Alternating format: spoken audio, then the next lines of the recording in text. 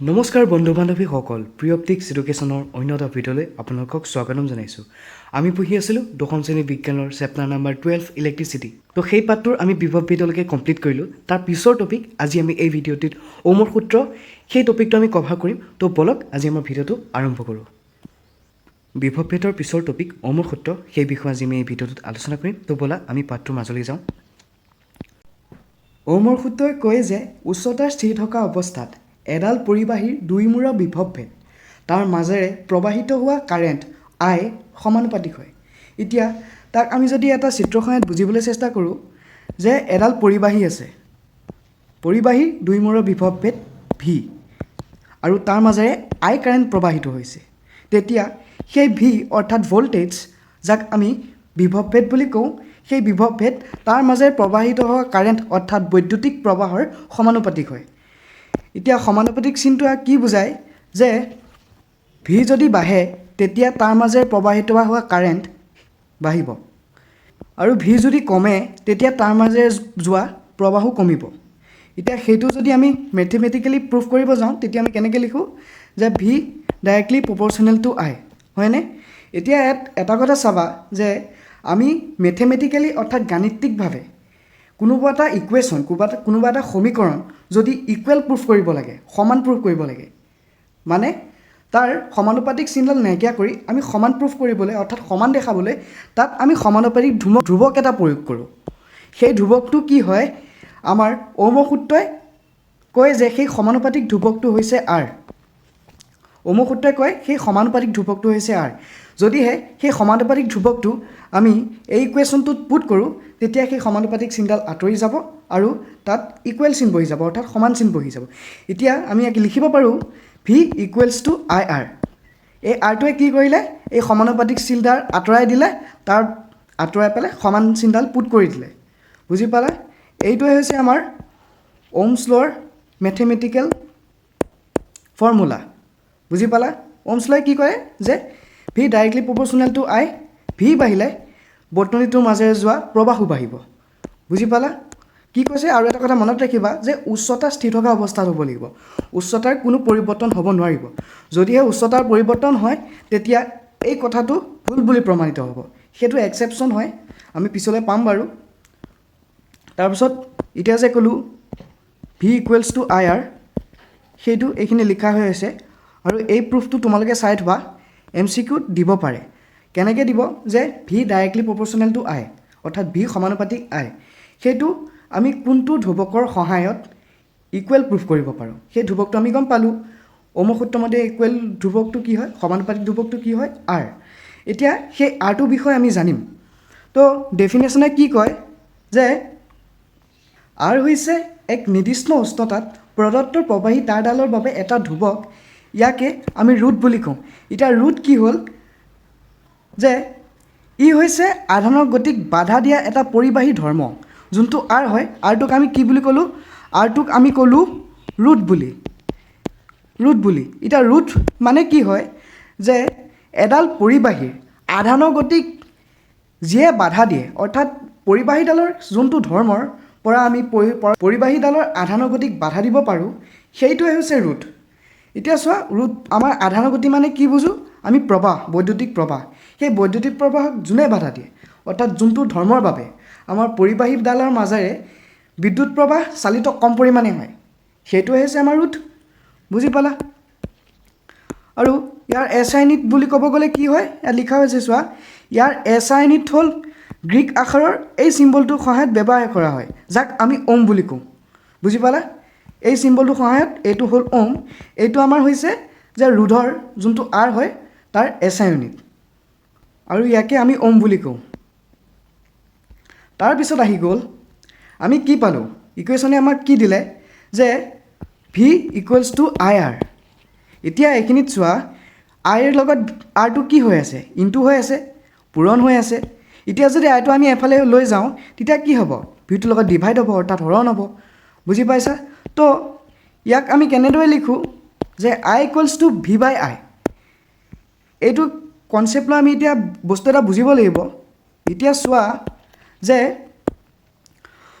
যদি পৰিবাহীডালৰ দুয়োমূৰৰ বিভৱ ভেদ ভি আৰু ইয়াৰ মাজেৰে 1 এম্পিয়াৰ প্ৰবাহ চালিত হৈছে তেতিয়া সেই পৰিবাহীডালৰ ৰোধ কিমান হ'ব 1 ওম মানে কি ক'লে যে এডাল যদি আমি পৰিবাহী লওঁ তাৰ দুইমূৰৰ বিভৱভেদ কিমান হ'ব লাগিব 1 ভল্ট আৰু তাৰ মাজেৰে 1 এম্পিয়াৰ কাৰেণ্ট যেতিয়া প্ৰবাহ হ'ব সেইটোৱে হৈছে সেই প্ৰদত্ত পৰিবাহীডালৰ মাজেৰে যোৱা ৰোধৰ পৰিমাণ মানে ৰোধ কিমান সেই পৰিবাহীডালৰ সেইটোৱে বুজোৱা গৈছে এইটো ডেফিনেশ্যন তোমালোকে মনত ৰাখিবা ইয়াক আমি কেনেদৰে লিখোঁ যে 1 ওম ইকুৱেলছ টু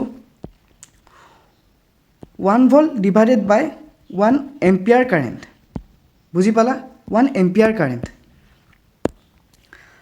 তাৰপিছত এতিয়া চোৱা আমি কি লিখিলোঁ যে কি দেখিলোঁ V equals to I R এতিয়া কি কৰিম আমি সেই আইটো এফালে ৰাখি আৰটো এফালে লৈ যাম সেই একেই হ'ব আমি যোনটো এটোত কৰিছিলোঁ ছেম হ'ব যে কি হ'ল আইটো এফালে থাকি গ'ল আইৰ লগত আৰটো মাল্টিপ্লাই হৈ আছিলে এফালে গ'লে অৰ্থাৎ এইটো ছাইডে গ'লে ডিভাইড হৈ যাব কি হ'ব কি পাম আমি I equals to V by R এতিয়া চোৱা যে সেই ইকুৱেল চিনডালৰ ঠাইত আমি যদি সমানুপাতিক চিনডাল ব্যৱহাৰ কৰোঁ ই কেনেকুৱা হ'ব 1 বাই আৰ হ'বনে মানে কি কৰিলোঁ মই চোৱা আমি কি লিখিলোঁ I is equal to V by R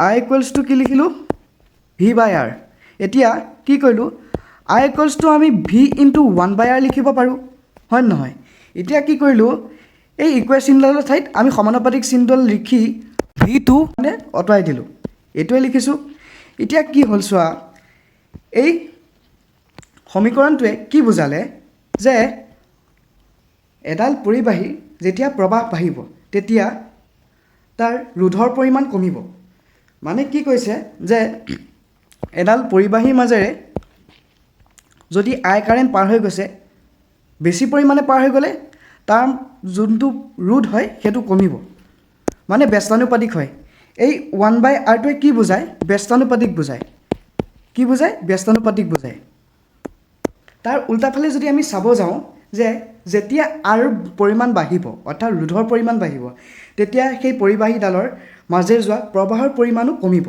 কি ক'লোঁ যে ৰোধ বাঢ়িলে তাৰ মাজেৰে যোৱা প্ৰবাহৰ পৰিমাণ কমিব সেইটোৱে আমাৰ ইনভাৰ্চলি প্ৰপৰ্চনেল অৰ্থাৎ ব্যস্তানুপাতিকৰ যোনটো ধৰ্ম হয় সেইটো এইদৰে বুজোৱা হয় বুজি পালা এটা কথা মনত ৰাখিবা ভি